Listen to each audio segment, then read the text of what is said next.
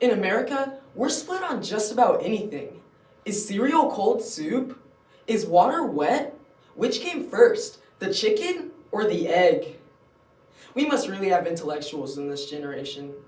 But while there are many split issues in America, there is one that has more people misinformed more than any other: Confederate flags and monuments. In June of this year, the Confederate flag was finally banned from being flown over NASCAR races. 1 month after, the flag was already seen flown over 2 different events. Andrew Jackson, 7th President of the United States, can be seen monumented here in here in Missouri. Nathan Bedford Forrest can be seen monumented in multiple different areas, including his own park. If you go see the grand tourist attraction for yourself, you may run into people defend it like it's the Holy Grail.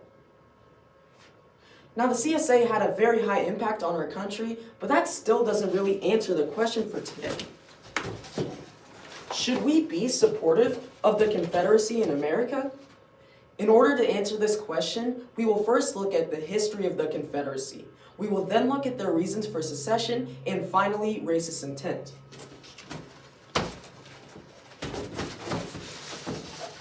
The Confederate States of America were 11 southern states that seceded from the Union in 1860. They started their own separate government and waged war against the Union to be defeated in 1865. Some things to keep in mind is that the CSA was never a country. In order for that to happen, they needed to be recognized as one first. They were instead considered a breakaway state. An article written by Adam Augustine states that convinced their way of life based on slavery was irretrievably threatened by the election of Abraham Lincoln. 7 states of the Deep South, Texas, Louisiana, Mississippi, Alabama, Georgia, South Carolina, and Florida seceded for the following months. 4 states state their intentions in the Declarations of Causes, 4 different documents written by Georgia, Mississippi, Texas, and South Carolina that try to justify the secession of the southern states. When reading these documents, they make it very clear that the expansion of slavery was a main objective. When the North refused to enforce the Fugitive Slave Act of 1850, an act that forced fugitive slaves going north be returned to the South, they were outraged and turned against the federal government. The icing on the cake was when Lincoln and his abolitionist views got elected, and Texas being dissatisfied with the federal military protection. Now that we know about the history of the Confederacy, let's now look at their ideals and what they believe their country should be. They wanted to limit democracy, restricting voting only to people who own land. If you think about it like dating, that's an instant red flag. You all know we live in a democracy, right? They wanted limited freedom of speech, censoring anything that would advocate for the abolition of slavery. And yes, that is a red flag. They also wanted limited freedom of press, threatening and banning any papers if it went against their ideals. And yes, you guessed it, that is a red flag. What I want you all to understand from these red flags is that the CSA goes against what we believe as Americans. So why do so many people believe it is so patriotic to fly their Confederate flag? Well, with enough research, we can begin to make correlations to some things that you may or may not have expected. Now that we know about the Confederacy and what they wanted their country to be like, let's now look at modern day. We see many Confederate flags and monuments to commemorate the history of the Confederacy. Ladies and gentlemen, these monuments weren't built to be symbolic of our history.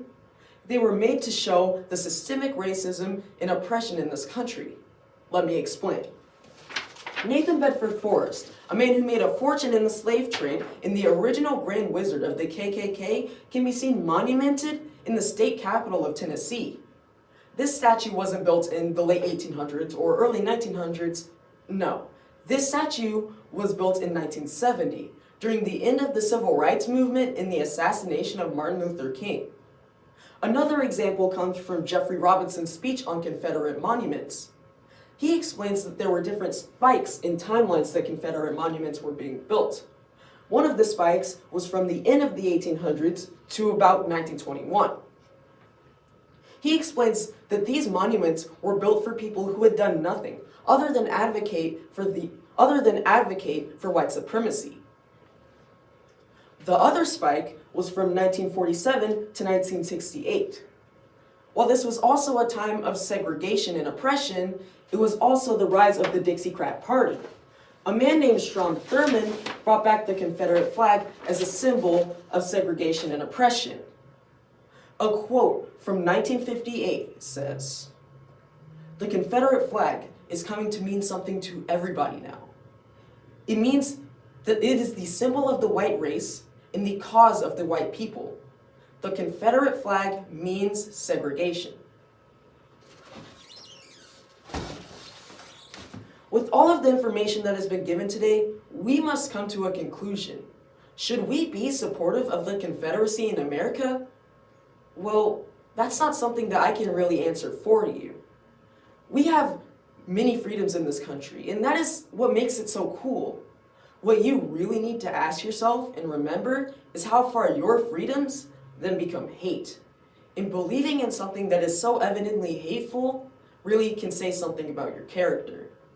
I hope with the information that has been given today, we can move forward as a society and not backwards.